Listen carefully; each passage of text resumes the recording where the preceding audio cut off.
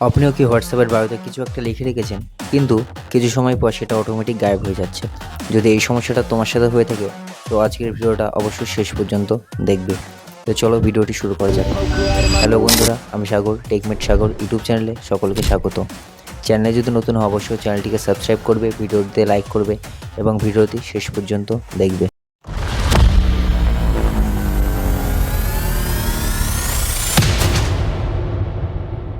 স্ক্রিনে চলে এসেছি। তো আমি একটা চ্যাট থেকে প্রথমে দেখিয়ে দিচ্ছি তোমাদের যে সমস্যাটা আসলে কী। তো আমি এই চ্যাটটা ওপেন করেছি, উপরে দেখতে পাচ্ছ এখানে লেখা আছে যে প্রাপ্তির চেয়ে অপেক্ষা শ্রেয়। তো এটাই অনেকের অটোমেটিক গায়েব হয়ে যাচ্ছে। এটা কিভাবে সমাধান করবে চলো দেখিয়ে দিচ্ছি।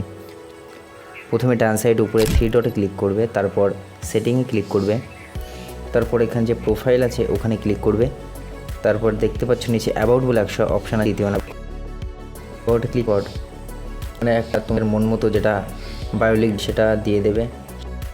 ফলো টু রেসপন্স এটা দিয়েছি আমি। তারপর ডিউরেশন এখানে আছে দেখতে পাচ্ছ, ওটা ক্লিক করবে। তারপরে কাস্টমে আছে, কাস্টমের পর সেভ হয়ে, ঠিক আছে।